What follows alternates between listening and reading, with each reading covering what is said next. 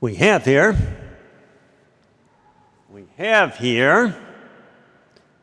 an invitation. An invitation.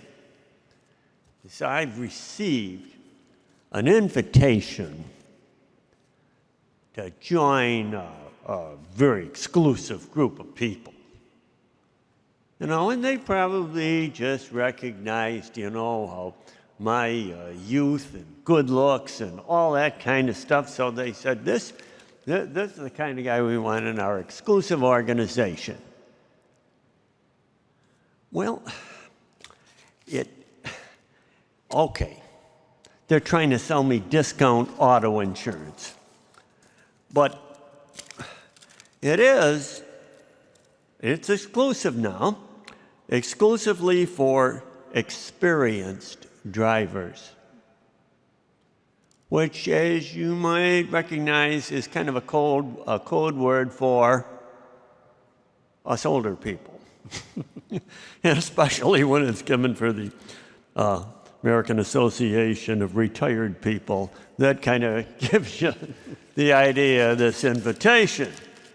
Well, in our gospel tonight, Jesus is invited to dinner at the home of an important religious leader. And when he gets there, he sees the people trying to get the best seats, the most exclusive seats in the place. And he says, wait a minute. That's the host's job to decide that. Leave that to the host. It's his party. It's really a lesson to all of us on how honor is given in God's kingdom. It's God who decides who gets the highest places. It's God's kingdom. And then he goes on to tell his host and to tell us who should be invited to the banquet. Says, when you're invited, he says, when you hold a lunch or a dinner, don't invite your friends or your relatives or your wealthy neighbors in case they might invite you back and you have your repayment. Rather, when you hold a banquet, invite the poor, the crippled, the lame, the blind. Blessed indeed will you be because of their inability to pay you back, for you will be repaid in the resurrection of the righteous. Now, notice whose names don't appear on that list. The proud,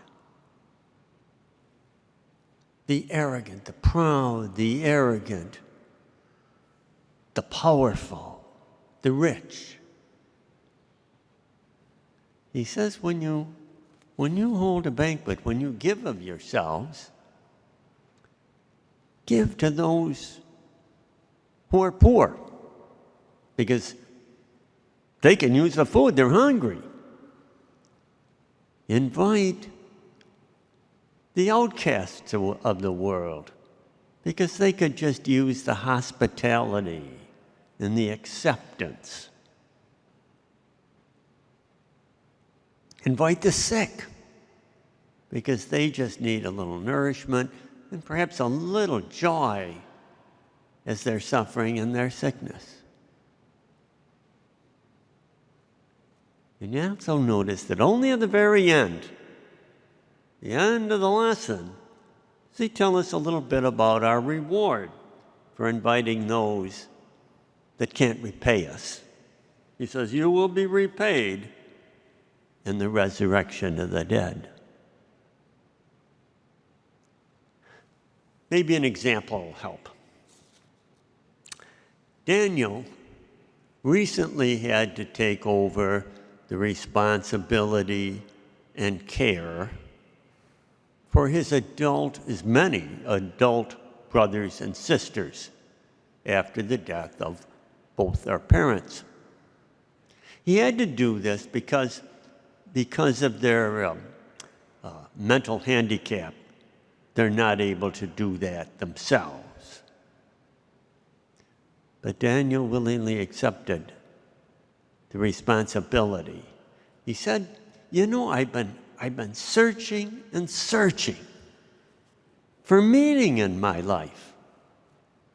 And now that meaning has come to me. And this is also a time to look at our own guest list. Who's important? Who needs our care now? Who should we be giving of ourselves to? Who can't repay us? And the needs, as you can guess, are all around us, aren't they? Huh? It could be someone who's sick that we know. It could use a card or a phone call or maybe even a visit. Might be a relative that we know we should be keeping up with them, keeping in touch with them, but we just don't seem to get around to it. Could be someone that we just find difficult. Family member or whomever, neighbor, just difficult to deal with.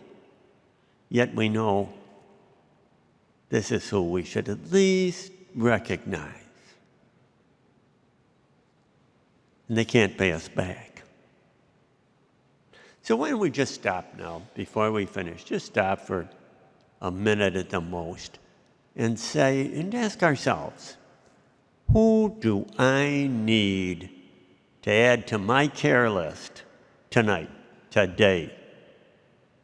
Who do I need to add to my concern right now? Take our time now.